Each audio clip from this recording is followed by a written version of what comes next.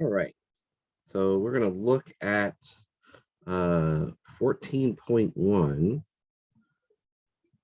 and this deals with functions or equations of two or more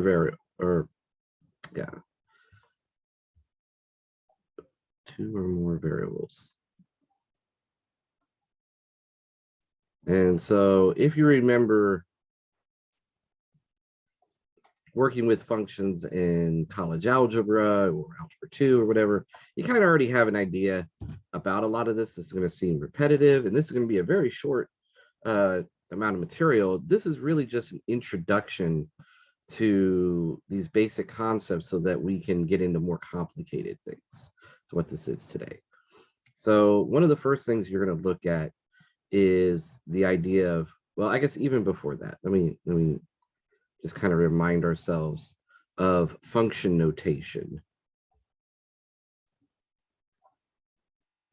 since it might have been a while since we've actually written things. I mean, I know we did some derivatives and function notation, but it's been a while since we talked about it. So let's just kind of remind ourselves. With basic types of functions, instead of using the letter y, a lot of times we'll use this notation, which we read as f of x.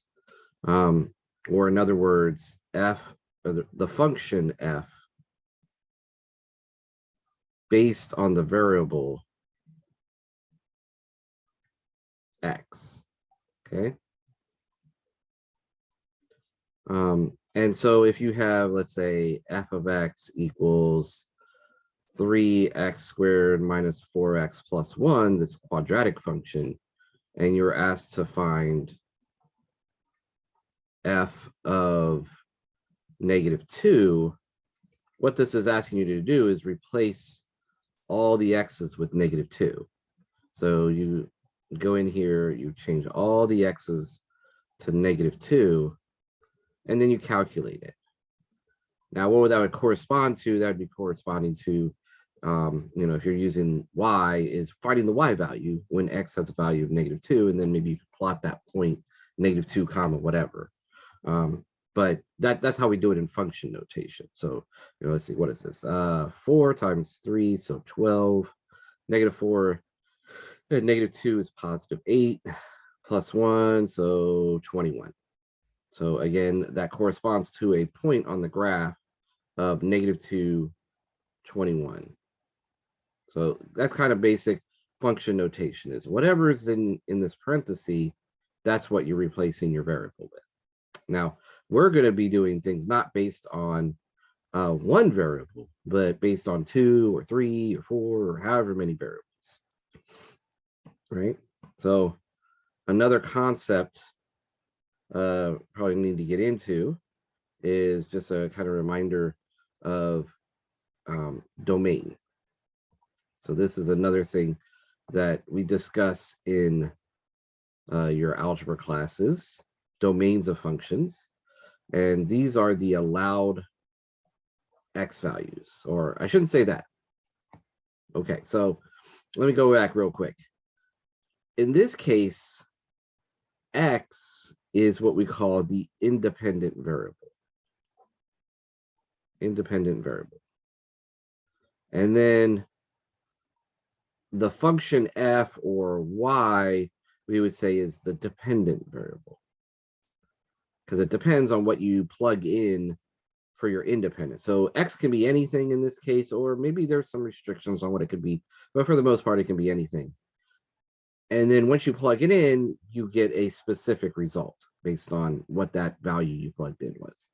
So the number you're plugging in, this variable, is called our independent variable, and then what you calculate out as an answer, that's the dependent variable.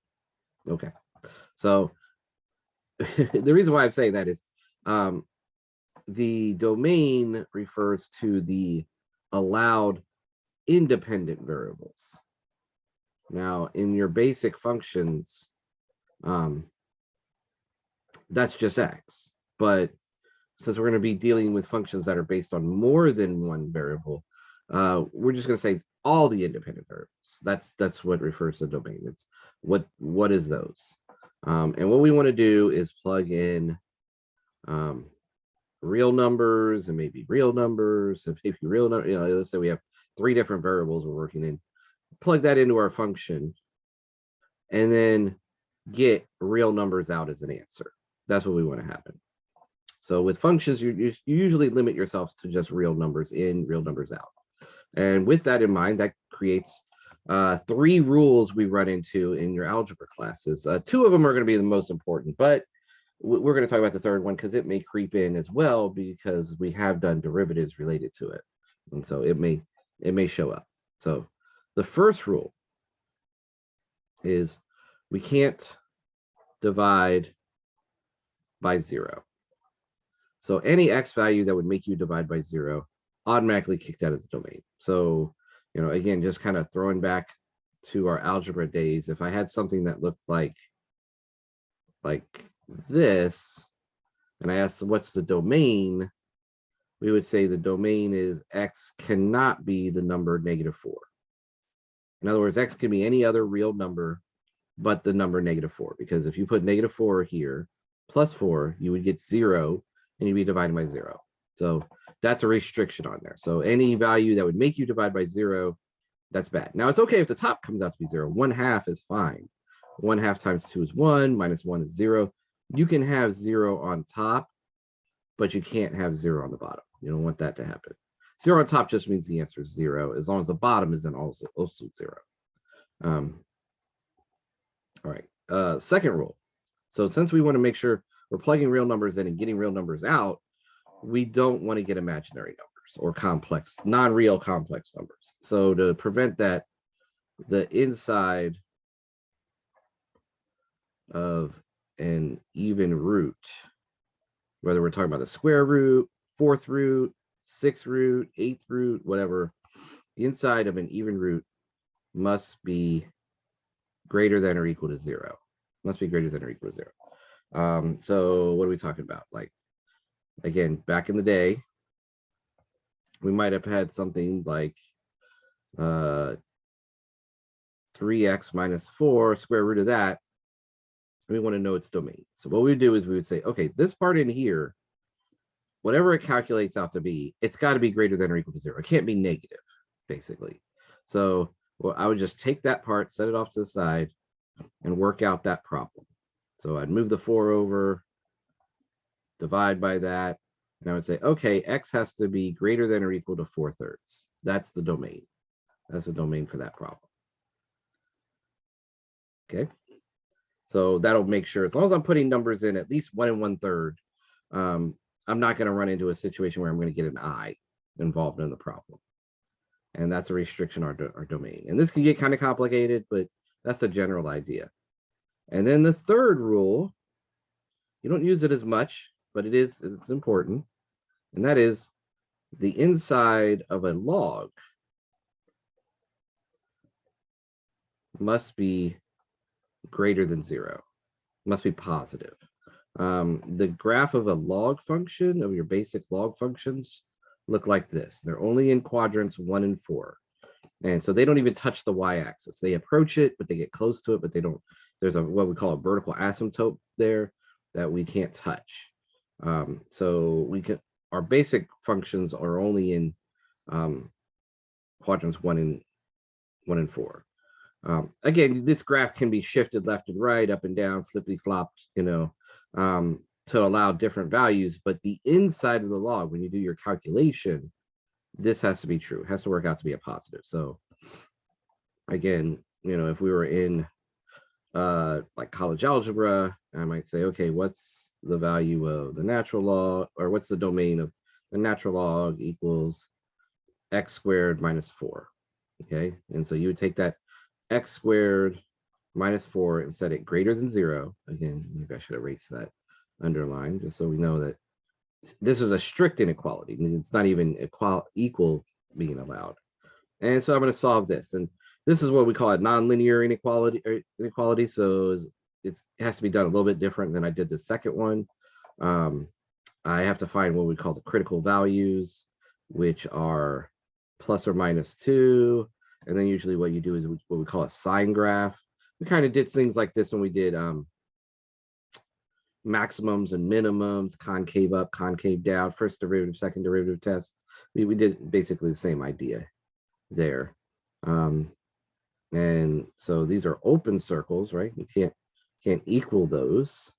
And then you pick numbers, you test them in those different areas. So like -3, 0, and 3, and we're testing them in this statement here. And so -3 squared is 9, 9 minus 4 is 5. Is that, yeah, that's works. So that area works. And then you put 0 in there, 0 minus 4, -4. No, that doesn't work. And then you try 3, 9, 5. Okay, yeah, that area works as well. So what's my domain? X has to be less than -2, or X has to be greater than 2. So those, and if you graphed it, what you would end up seeing is on this graph, you get something that looks like that, with that asymptotes at 2 and -2. So, all right. So that's how we do domain. Now we're just going to do it with multiple variables. So here, let's look at this problem. I want to figure out, what's the domain.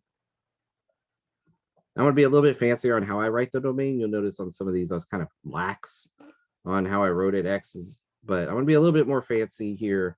I don't necessarily require you to be that fancy, but just so you know. All right. So what's the domain here? How we're going to write the domain is we're going to say this is the set. So we're going to use this little brace of X and Y's. Those are our two variables that we're using inside of our function, such that, that's with this little line. Sometimes you'll see people put a dot or a colon there, instead of a line, same thing. And we want to say these are both real numbers. So what you can say is you can write it like this. This indicates they are elements of the real numbers. That's what this symbol, this epsilon, lowercase epsilon, they're elements, and then this double barred R stands for the real numbers. So X and Y are real numbers, but there's also this restriction. If I look at the bottom of my fraction there, I have a square root. And so we said, if you have a square root, what's inside, in this case, it's X, that's inside, must be greater than or equal to 0. Oh, great, I don't have to do any work for that. That's already solved, right? It's already X by itself. So, and I would normally say X is greater than or equal to 0, but notice where that's at. It's on the bottom of the fraction. Well, that means X cannot be 0. You can't divide by 0. So, and by putting 0 in there for X, you would get 0 on the bottom of the fraction. So I have to combine these two. So if I combine these two, both rules have to apply. So what am I going to say? X and Y can be real numbers, and X has to be bigger than 0. It can't be equal to 0 because that would make me divide by 0. So that's how I'd write the domain of that. Now, occasionally you'll have something along the lines of, let's say a similar problem was, let's say X squared plus Y squared over 3X minus 4Y. Let's say you had that. And I said, okay, what's the domain? I say, okay, the domain is X and Y such that X and Y are real numbers. And then there's going to be a restriction. And this part here, this 3X minus 4Y cannot equal 0. And sometimes you could just leave it like that, you can just put that in there. Other times, maybe you want to, move this 4Y to the other side and say something like 3X cannot equal 4Y. Let's write it that way. 3X cannot equal 4Y. And that's going to be our restriction, so that doesn't come out to be 0. Or you could get X by itself. You could say something like X cannot equal 4/3 Y or something, whatever. It's just general idea that bottom part cannot equal 0. This is probably more than good enough. It's not really claiming Y or X is more important than the other. But it like made an effort to set them equal somehow. Okay, so that's how you calculate domain. All right. The other thing you're going to do on the homework is you're going to just evaluate, like I did on this when I introduction to this function notation. That's what we're doing here. We're evaluating, and we're just going to do that. So again, understand this is just getting you used to working with these functions with 2 or more variables. So let's say I wanted to look at this. If w of xyz equals x squared minus 3yz, find w of 2, 3, 1. So this is defining the order those variables go in. So this is x, this is y, and this is z. And sometimes they'll give you the function and they'll just say x is 2, y is 3, z is 1, or they'll put it in this way. Whichever. All this asking you to do is plug it in and calculate it. So 2, 3, 1. So x is 2, so 2 squared minus 3, y is 3, and z is 1. And then you just calculate that. So what is that? That's 4, 3, 9 times 1 is 9, so negative 5. So what is w of 2, 3, 1? It's negative 5. That's all they're going to ask you to do. Or let's say if we had d of a, b, c, and this equals b squared minus 4ac, find d of 3, negative 2, negative 1. Let's say we did that. Okay, so 3, negative 2, negative 1. You just plug that in. So negative 2 squared minus 4 times 3 times negative 1. Work that out. Square that, that's 4. Negative 4 times 3 is negative 12. Negative 12 times negative 1 is positive 12, so 16. And you might recognize this as being part of the quadratic formula. This is like a function that's basically calculating what we call the determinant of the quadratic formula, the part underneath the square root. But you've done that before, so this is just making a function of that. That's the same idea. Okay, so that's all we're doing for section 14.1. So good luck.